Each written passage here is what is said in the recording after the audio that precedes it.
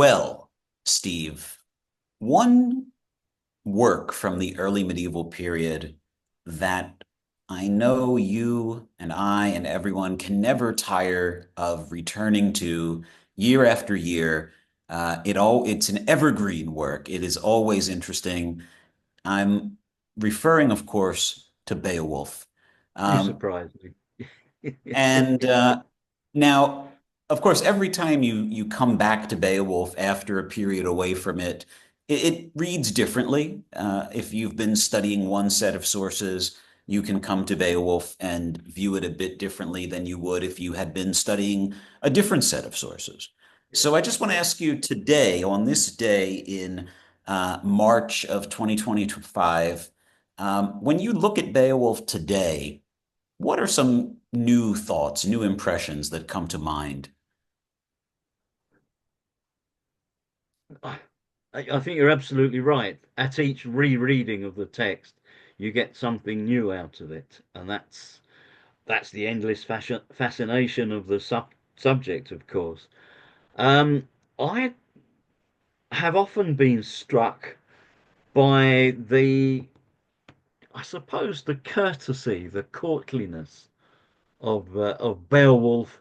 When you think of the typical kind of medieval hero, the champion, the strong man who in his youth was not well regarded, you you you if you stop looking there, you would think, yeah, he's ended up in a motorcycle gang. It's that kind of trajectory that seems to be predicted for him.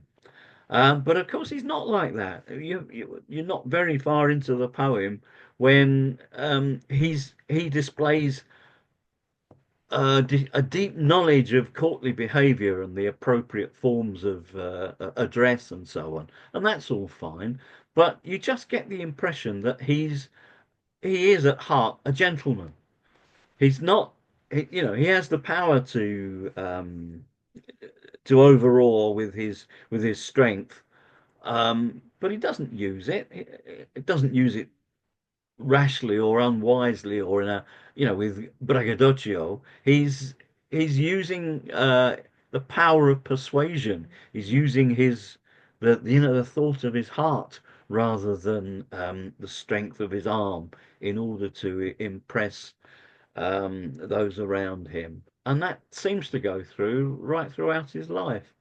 Even as an old king, he's not. He was Manamildos und Monthuaros, wasn't he? He was the mildest of men and the kindest to his people.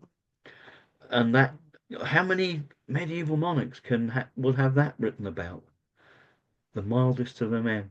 So I think it's just endlessly fascinating. That is the revelation that I've come away with from reading this excellent book by yourself and Professor Shippey, which really opens up not just the courtly aspects of the poem, not just the refinement and the cogency with which the whole story is relayed, but just putting it in its historical context as well, which is so difficult.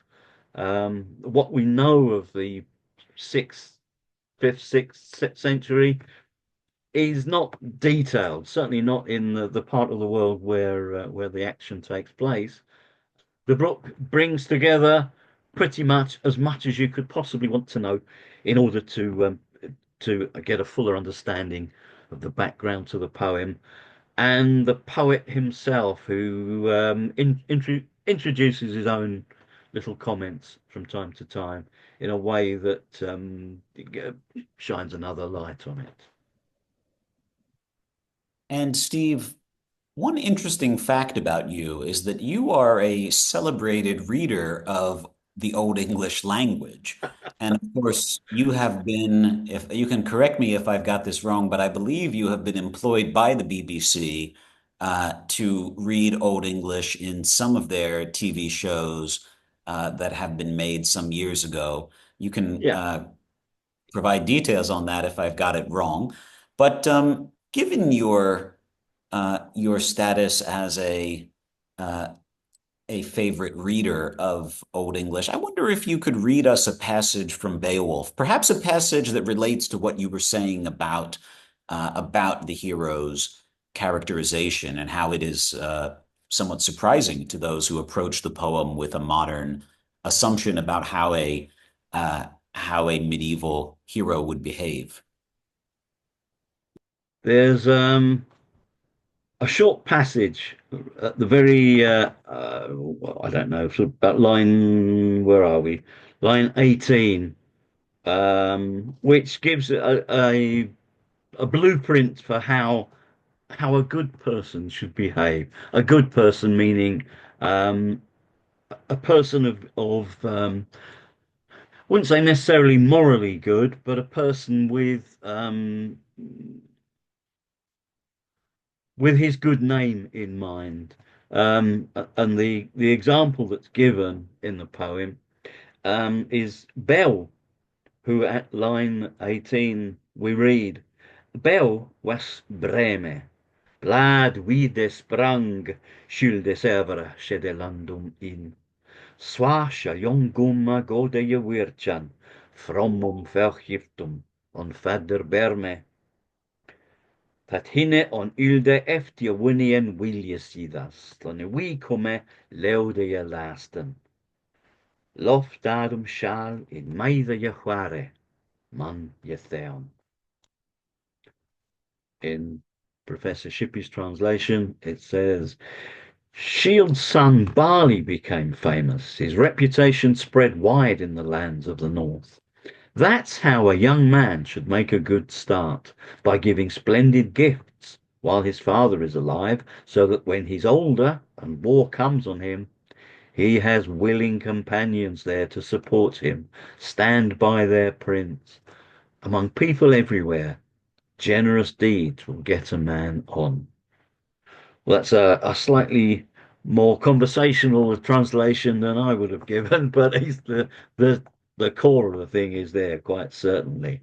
It is in this manner a young man shall make a good name for himself.